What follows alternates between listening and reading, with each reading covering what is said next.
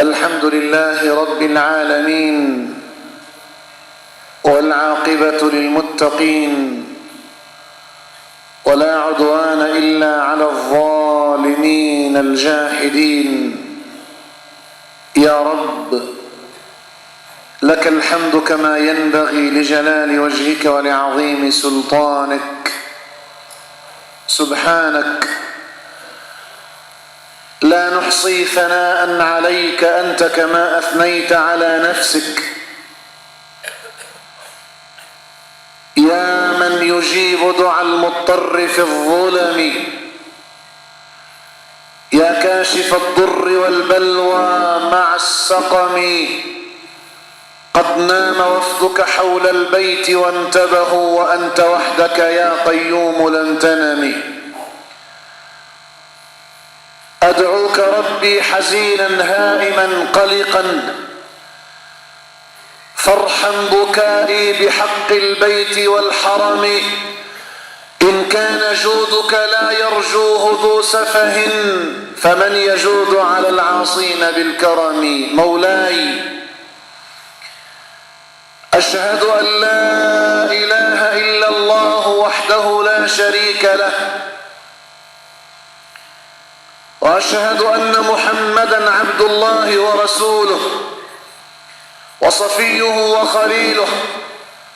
روى البخاري عن الحبر قال: دخلت على رسول الله في تهجده فسمعته يقول: اللهم لك الحمد أنت ملك السماوات والأرض ومن فيهن، ولك الحمد أنت قيوم السماوات والأرض ومن فيهن، ولك الحمد أنت نور السماوات والأرض ومن فيهن، ولك الحمد أنت الحق ووعدك الحق، والجنة حق والنار حق، والنبيون حق ومحمد حق. اللهم لك أسلمت وبك آمنت وعليك توكلت وبك خاصمت وإليك حاكمت، فاغفر لي ما قدمت وما أخرت. اللهم اجزه عنا خير ما جزيت نبيا عن أمته، واجمعنا به في أعلى مراتب الجنان، لا خزايا ولا ندامة. أوصيكم معاشر المسلمين بتقوى الله عز وجل، وذكره وحبه والشوق إليه، فإنه ما ورد الواردون ديار الآخرة بخير من التقوى. وتزودوا فإن خير الزاد التقوى، واتقون يا أولي الألباب. يقول ربنا في محكم التنزيل: وإذا سألك عبادي عني فإني قريب أجيب دعوة الداع إذا دعان، فليستجيبوا لي وليؤمنوا بي لعلهم يرشدون. أيها الناس، آية الدعاء هذه جاءت بين آيات الصيام التي نحن فيه، فقبلها قول الحق عز وجل: شهر رمضان الذي أنزل فيه القرآن هدى للناس. وبعدها قول الحق عز وجل: أحل لكم ليلة الصيام الرفث إلى نسائكم. جاءت آية الدعاء بين آيات الصيام وأحكامه، وكأنها تقول للصائم: حرك باللسان دعاء الله عز وجل، وبالقلب مراقبة الحق سبحانه وتعالى. لا تسألن بني آدم حاجة وسل الذي أبوابه لا تحجب. الله يغضب إن تركت سؤاله، وبني آدم حين يسأل يغضب. آية الدعاء: وإذا سألك عبادي عني فإني قريب أجيب دعوة الداع إذا دعان، فليستجيبوا لي وليؤمنوا بي. أما رزقنا فبين يديه، وأما أجلنا فبين يديه، وأما أحوالنا فبين يديه، وأما فرجنا فبين يديه، وأما دخولنا الجنة فبين يديه. إذا كان هو ربنا وإلهنا وخالقنا فاسمع إليه سبحانه وتعالى يقول: وقال ربكم ادعوني أستجب لكم إن الذين يستكبرون عن عبادتي سيدخلون جهنم داخرين. قال أهل العلم أي عن دعائه. ولذلك جاء في الصحيح: الدعاء هو العبادة. ثم قرأ المصطفى بعد أن تصلوا عليه: وقال ربكم ادعوني أستجب لكم إن الذين يستكبرون عن عبادتي سيدخلون جهنم داخرين. معاشر المسلمين، نحن في أمة أعطيت ثلاثا لم تعطهن أمة من قبلها، كما أخبر المصدوق الصادق الذي لا ينطق عن الهوى قال: أعطيت أمتي ثلاثا لم تعطى إلا للأنبياء. فكان النبي يقال له: ادعني أستجب لك، وقيل لهذه الأمة: ادعوني أستجب لكم. وكان الناس يهرعون إلى أنبيائهم إذا نزلت بهم النوازل أو ضاقت بهم الضوائق، والقرآن يقول: ادعوني. وكان يقول للنبي قبل رسول الله: ادعوني أستجب لك. ومنها أن الله عز وجل قال للأنبياء: ما جعل عليك في الدين من حرج، وقال لهذه الأمة: ما جعل عليكم في الدين من حرج. وكان النبي يبعث شاهدا على أمته، وجعل الله هذه الأمة شهداء على الناس. اللهم لك الحمد وإليك المشتكى. ادعوني، سلوني، تذللوا بين يدي على سبيل الخضوع، واحضروا قلوبكم على سبيل الخشوع، فإن أرزاقكم بيدي وأموركم صائرة إلي. أجل معاشر المسلمين، ونحن نعيش أواخر أيام رمضان وهو يحسم أمتعته ليرحل عنا إلى الله سبحانه وتعالى، ولا ندري أمقبولون فنؤنى أم مردودون فنعزى. اللهم تقبل منا واقبلنا واجعلنا من الشاكرين. معاشر المسلمين، وكان ذلك ديدن الأنبياء قبل رسول الله صلى الله تعالى عليه وسلم. ففي كتاب الله عز وجل نقرأ عن الأنبياء عليهم السلام: وأيوب إذ نادى ربه أني مسني الضر وأنت أرحم الراحمين فاستجبنا له. وزكريا إذ نادى ربه رب لا تذرني فردا وأنت خير الوارثين فاستجبنا له. وذنوني إذ نادى ربه وذنوني إذ ذهب مغاضبا فظن أن لن نقدر عليه فنادى في الظلمات أن لا إله إلا أنت سبحانك إني كنت من الظالمين فاستجبنا له. وهكذا عادة الحق سبحانه وتعالى أن لا يرد من وقف بين يديه سائلا متذللا. وفي الصحيحين يا أيها المسلمون ما أبشر به نفسي الأمارة بالسوء ومن يسمع حديث رسول الله صلى الله عليه وسلم أن رجلا من بني إسرائيل عصى الله عز وجل فقال: يا رب أصبت ذنبا فاغفره لي. فقال الحق عز وجل: يا ملائكتي علم عبدي أن له ربا يغفر الذنب ويأخذ به، شهدوا أني قد غفرت لعبدي. ثم أصاب العبد ذنبا آخر فقال: يا رب أصبت ذنبا آخر فاغفره لي. فقال الحق عز وجل: يا ملائكتي علم عبدي أن له ربا يغفر يغفر الذنب ويأخذ به، اشهدوا أني قد غفرت لعبدي. ثم أصاب ذنبا آخر فقال يا رب أصبت ذنبا آخر فاغفره لي 3 مرات، والحديث في الصحيحين. فقال الحق سبحانه يا ملائكتي علم عبدي أن له ربا يغفر الذنب ويأخذ به، اشهدوا أني قد غفرت لعبدي وإن عاد وإن عاد وإن عاد وإن عاد وإن عاد وإن عاد. اللهم إنا مذنبون فتب علينا وخطاؤون فاغفر لنا، وقد أصبنا من الذنوب ما تعلمه منا فتجاوز اللهم يا حي يا قيوم عنا.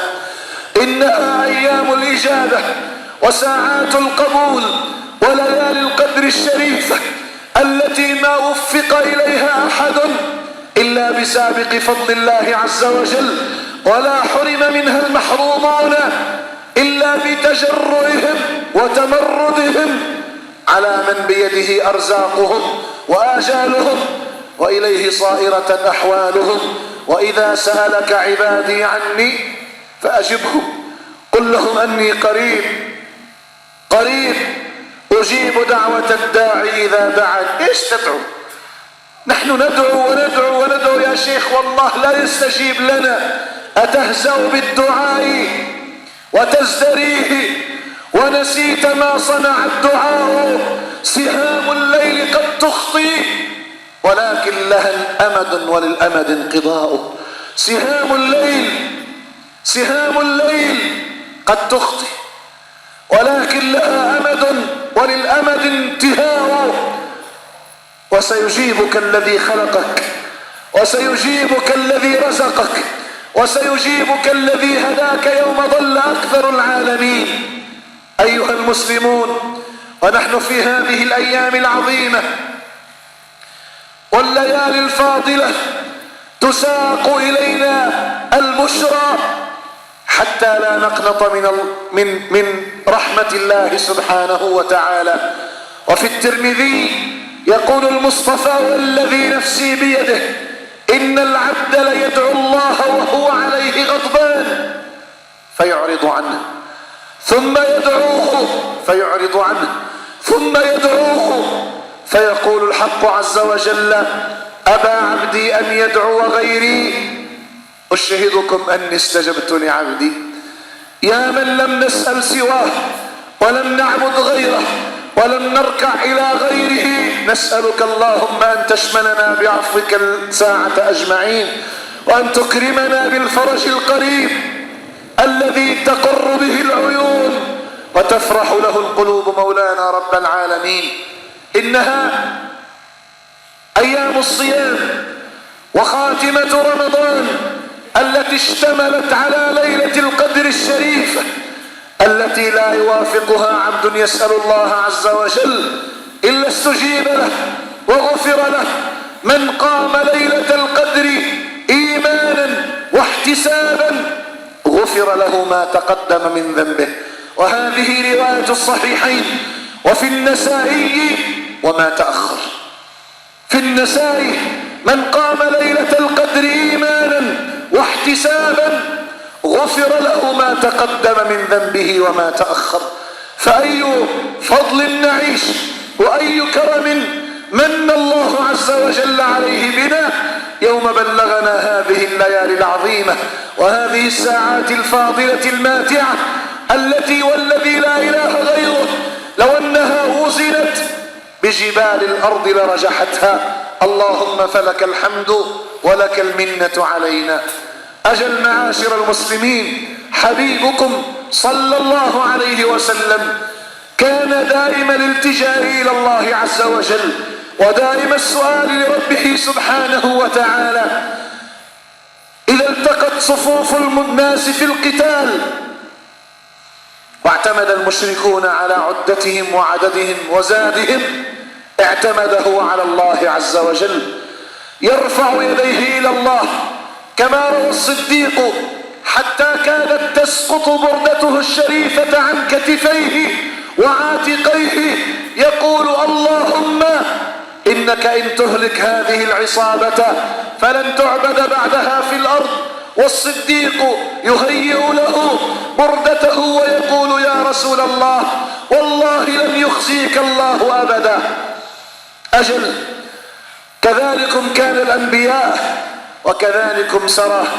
وكذلكم سرت سنة المصطفى في أصحابه رضوان الله عليهم. روى ابن سعد في الطبقات وذكره الهندي في الكنز وغيره أن عمر رضي الله عز وجل عنه وأرضاه كان يعس المسجد بعد العشاء فما وجد فيه أحد إلا أخرجه من المسجد إلا رجل قائم يصلي. قال أبي سعيد مولى أبي أسيد كان عمر يعس المسجد في العشاء فدخل علينا وفينا أبي بن كعب فقال ماذا أجلسكم وقد خرج الناس؟ قلنا نذكر الله يا أمير المؤمنين. قال فجلس إلينا فجعل يستقرئنا رجلا يدعو والناس يؤمنون حتى كان الأمر عندي فأصابتني رعدة فقال ادعه ولو أن تقل اللهم اغفر لنا اللهم ارحمنا. قال أبو سعيد رضي الله عنهم أجمعين فلما كان الأمر إلى عمر أخذ الأمر عمره فما كان في القوم أكثر دمعة ولا أشد بكاء منه ثم قال أيها الناس الآن فتفرقوا ثم قام رضي الله عنه وأرضاه. أجل إنهم يسألون الله سبحانه وتعالى في كل أحوالهم وفي كل ساعاتهم وفي كل لحظاتهم. روى ابن أبي الدنيا عن طلحة رضي الله عز وجل عنه وأرضاه قال انطلق رجل ذات يوم فنزع ثيابه وتمرغ في الرمضاء شدة الحر في المدينة لا يعرفها إلا من رآها، ليست كشمس الشام هذه، بل إن الحرارة تتجاوز أرقاما فلكية خيالية تطبخ الرؤوس منها. قال نزع ثيابه وخرج إلى الرمضاء وجعل يمرغها في رمل المدينة وهو يقول لنفسه ذوقي حر جهنم أجيفة بالليل بطالة بالنهار. ذوقي حر جهنم جيفة بالليل بطالة في النهار. تمرغي على رمل المدينة والشمس تطبخ الرؤوس. قال طلحة فبينما هو كذلك إذ أبصر النبي صلى الله عليه وسلم في ظل شجرة فاتاه فقال غلبتني نفسي يا رسول الله، غلبتني نفسي يا رسول الله. فقال له المصطفى بعد أن تصلوا عليه لقد فتحت لك أبواب السماء وقد باه الله بك الملائكة. فتحت لك أبواب السماء وباه الله بك الملائكة. ثم قال لأصحابه تزودوا من أخيكم، فجعل الرجل يقول له ادعوا الله لي وأبواب السماء مفتوحة والذي يخبر عن ذلك رسول الهدى، فجعل يقول ادعوا الله لي والمصطفى يقول له عمهم، فيقول الرجل فيقول اللهم اجعل التقوى زادهم واجمع على الهدى أمرهم، فجعل النبي يقول اللهم سدده، فقال واجعل الجنة مأواهم، واجعل الجنة مأواهم. أجل أيها الناس إنها أيام الإجابة، إنها ساعات القدر الشريفة التي لا يوافقها عبد يسأل الله لدنياه وأخراه إلا نودي لبيك عبدي سل تعطى واشفع تشفع واطلب تنل. فلا تستعظم على باب ربك عز وجل ذنب ولا تستكبر على محرابه حاجة، فإن الذي إذا شاء أمرا أن يقول له كن فيكون لا تأخذه سنة ولا نوم، يسمع دبيب النملة السوداء في الليلة الظلماء على الصخرة الصماء ثم يعطيها ما تسأل. واقرأوا إن شئتم: ألم نجعل له عينين ولسانا وشفتين وهديناه النجدين، فيا من أعطانا عينين ولم نسأله، ويا من أعطانا شفتين وما دعوناه. نسألك أن تعطينا في هذه الساعة المغفرة، وأن تجود علينا في هذه الساعة بالعفو ونحن نسألك، وأن تجمل ذلك بدخولنا الجنة، وأن تقينا من النار مجموعين، وأنت أكرم الأكرمين. أجل معاشر المسلمين، إنها أيام الدعاء، ولذلك جاءت آية الدعاء بين آيات الصيام، قبلها حكم صيام وبعدها حكم صيام، قبلها حكم المفطر المسافر المريض، وبعدها حكم الصائم في الليل مع زوجه، ثم جاءت آية الدعاء بينهما لتدلك أنك إذا دخل فطرك ونادى مؤذن المغرب الله أكبر ودخلت على ليل جديد، فابسط إليه يديك وقل له: يا حي يا قيوم يا بديع السماوات والأرض. حدثنا خطيبنا أن المصطفى عليه الصلاة والسلام قال: إن لله في كل ليلة من ليالي رمضان عتقاء من النار فاجعلني منهم. اللهم إن خطيبنا حدثنا أن الفرج بيدك وحدك، وقد خابت الظنون إلا من جنابك، فعجل لنا فيه يا رب. سله لملح عجينك لشراك نعلك، وسله دخول الجنة، وإذا سألته الجنة فاسأله منها فردوسها الأعلى، فإن سقفها عرش الرحمن، ومنها تتفجر أنهار الجنة.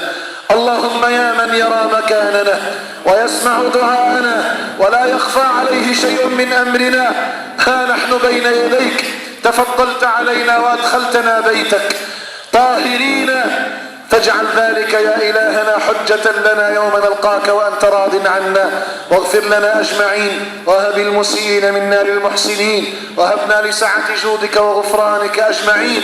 أقول ما تسمعون وأستغفر الله فاستغفروه فيغفر لكم، فيا فوز المستغفرين.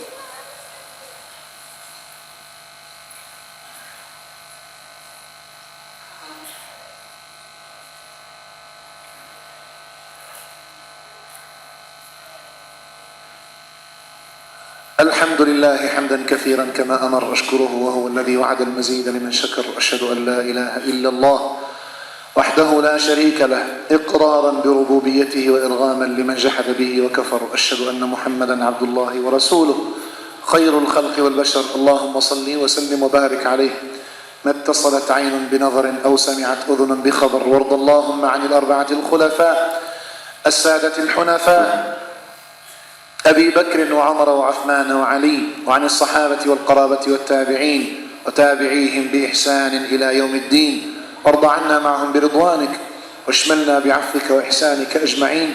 صورة قديمة جديدة، رسول الله صلى الله عليه وسلم في الطائف يدعو أهلها إلى الله سبحانه وتعالى، غير أنهم ردوا رسول الله وكفروا بدعوته وتوحيد الله عز وجل، بل ورموه عن قوس واحدة صبيانهم ومجانينهم ونساءهم، حتى سال دمه الشريف وملأ خفه صلى الله عليه وسلم.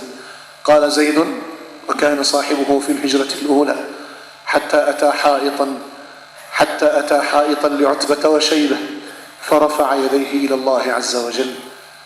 أيها الناس، نحن لا غنى لنا عن الله عز وجل، لا في نصر ولا في رخاء ولا في شدة ولا في مرض ولا في غنى ولا في حال من أحوالنا، وهذا سيد الخلق وحبيب الحق.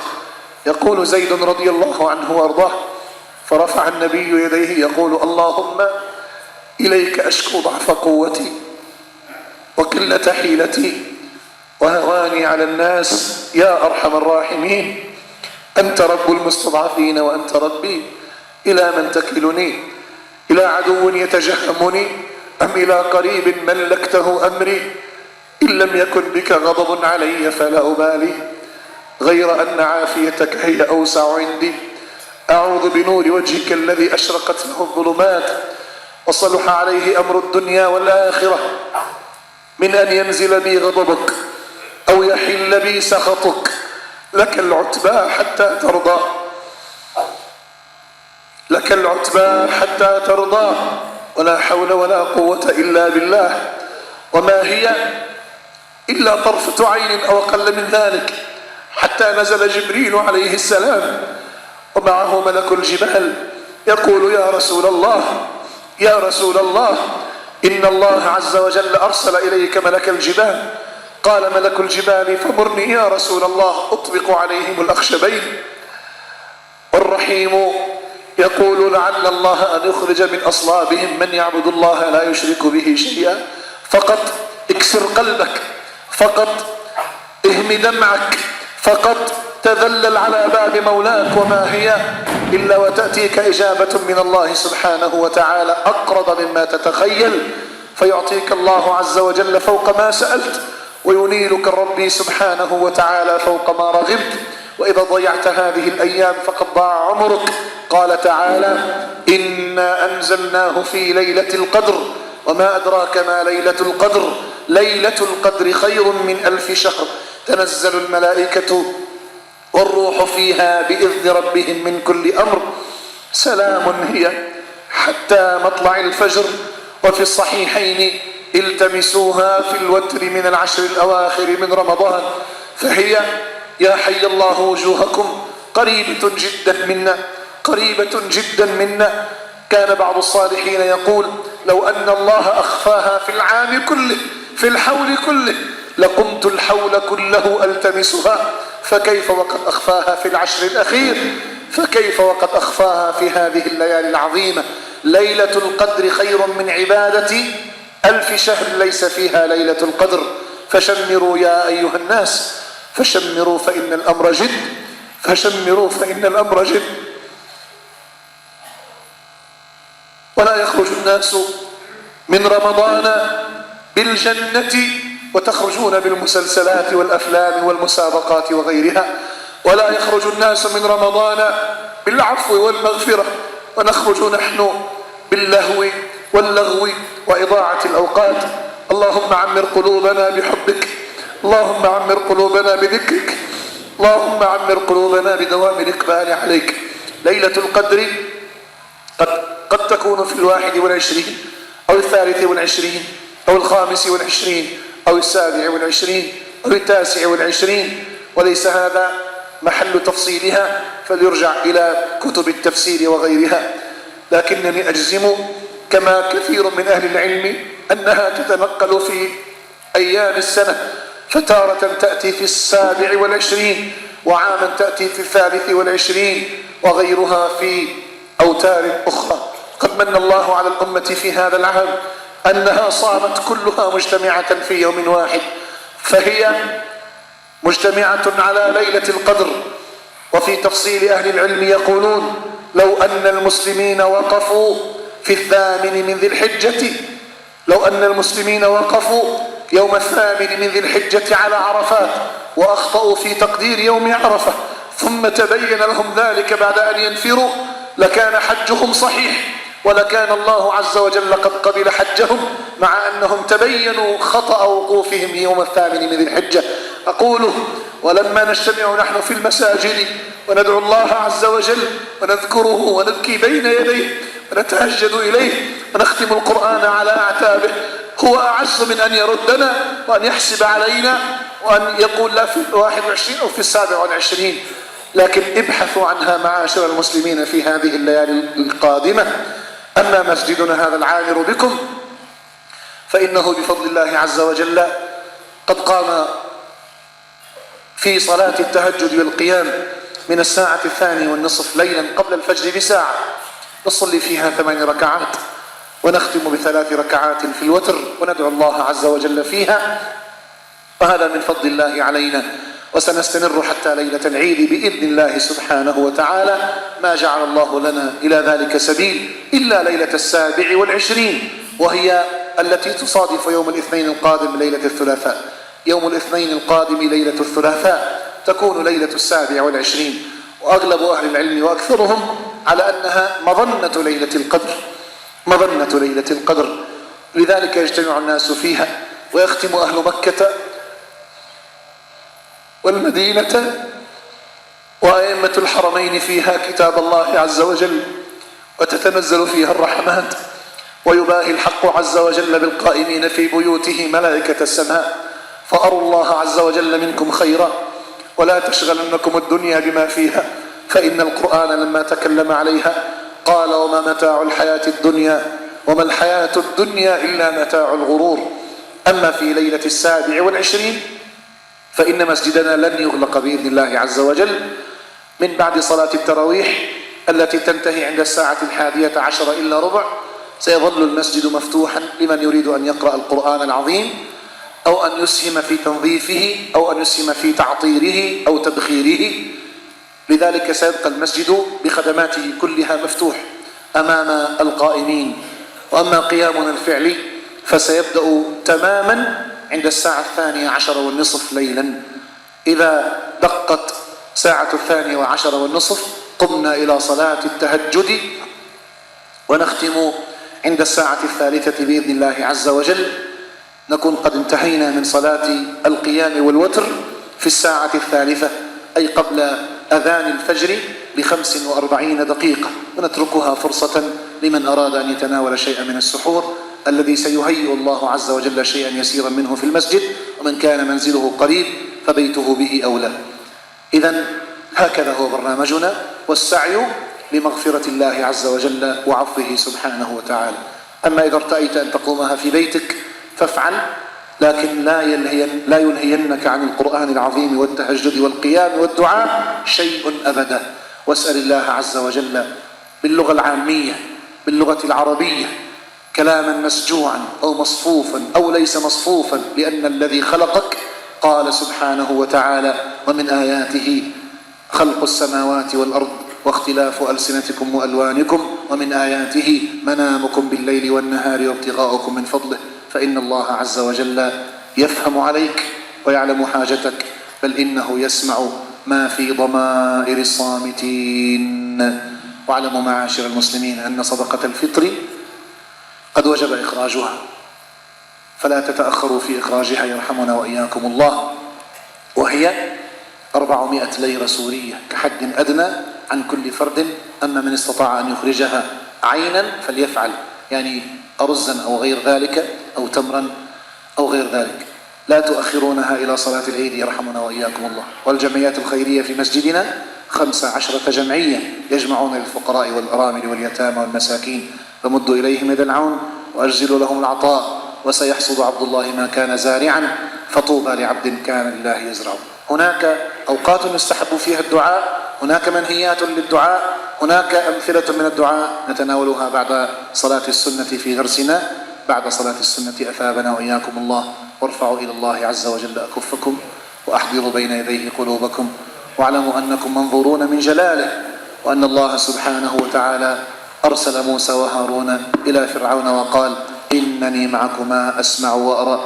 اللهم يا من يسمع دعاءنا ويرى مكاننا ولا يخفى عليه شيء من أمرنا، نسألك بأسمائك الحسنى وصفاتك العليا ونور وجهك الذي أشرقت له الظلمات، باسمك الطيب الطاهر المبارك الأحب إليك، ألا تدع لنا في مقامنا هذا ذنبا إلا غفرته، ولا هما إلا فرجته، ولا دينا إلا قضيته، ولا مريضا إلا شفيته، ولا حاجة إلا يسرت قضاءها يا قاضي الحاجات، يا مجيب الدعوات، يا كاشف المهمات.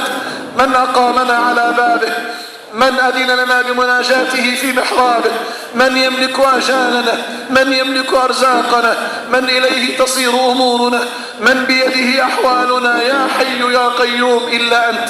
نسألك بأنك أنت الله أن تتعطف علينا وأن تشملنا في هذه الساعة أجمعين بغفرانك الذي لا يترك وراءه ذنب ولا يدع وراءه خطيئة. اللهم إنك عفو تحب العفو فاعف عنا. اللهم إنك عفو تحب العفو فاعف عنا. اللهم إنك عفو تحب العفو فاعف عنا. نسألك موجبات رحمتك وعزائم مغفرتك والسلامة من كل إثم والغنيمة من كل بر والفوز بالجنة والنجاة من النار. اللهم يا حي يا قيوم يا بديع السماوات والأرض يا ذا الجلال والإكرام يا من بيده مفاتح الغيب لا يعلمها إلا هو ويعلم ما في السماوات وما في الأرض وما تسقط من ورقة إلا يعلمها ولا رطب ولا يابس ولا أدنى من ذلك إلا في كتاب مبين. نسألك ألا تفرق جمعنا هذا إلا بذنب مغفور وعمل مبرور وسعي مشكور وتجارة لن تبور. يا عزيز يا غفور عزمنا عليك وأقسمنا يا الله يا الله يا الله أن تعطينا حاجاتنا على أتم وجه يرضيك عنا. اللهم أدخلنا الجنة وقنا النار واجمعنا في الجنة بحبيبك المصطفى وأصحابه أجمعين وخصنا برؤية الصحابة الأجلاء أبي بكر وعمر وعثمان وعلي. يا حي يا قيوم يا بديع السماوات والأرض يا ذا الجلال والإكرام نسألك أن تعجل على الشام فرجك. نسألك أن تعجل على الشام فرجك. نسألك أن تعجل على الشام فرجك. فقد ضاقت علينا الأرض بما رحبت وخابت ظنوننا إلا بك وانقطع رجاؤنا إلا عنك وقل اعتمادنا إلا عليك. اللهم خذ بأيدينا إليك ودلنا بفضلك عليك واجعلنا من المقربين إليك. اللهم أسبل على ذرارينا وأزواجنا وآبائنا وأمهاتنا وأرحامنا من ثياب سترك ورضوانك ما تقر به عيونهم برحمتك يا أرحم الراحمين. اللهم لا تمتحنا ولا تبتلنا ولا تنزل فينا غضبك ولا تحل فينا سخطك ولا تخرجنا من بيتك هذا إلا وقد أذقت قلوبنا لذة الخضوع إليك وعيوننا لذة الدموع بين يديك فإنها باتت تبكي على كل شيء إلا على بابك وباتت تتحسر على كل شيء إلا في محرابك. يا حي يا قيوم يا بديع السماوات والأرض يا ذا الجلال والإكرام أذقنا برد عفوك أذقنا برد عفوك أذقنا برد عفوك حلاوة مناجاتك ولذة الأنس بجنابك برحمتك يا أرحم الراحمين. اللهم اجعل حرارة هذا اليوم في هذا البيت شاهدة لنا يوم نلقاك وأنت راض عنا في يوم يجعل الولدان شيبة. اللهم اغفر لنا ولوالدينا ولمن له حق علينا أو أوصانا من عبادك المسلمين. وآخر دعوانا أن الحمد لله رب العالمين. عباد الله إن الله يأمر بالعدل والإحسان وإيتاء ذي القربى وينهى عن الفحشاء والمنكر يعظكم لعلكم تذكرون. فاذكروا الله يذكركم واشكروه يزدكم الله يعلم ما تصنعون. الله أكبر الله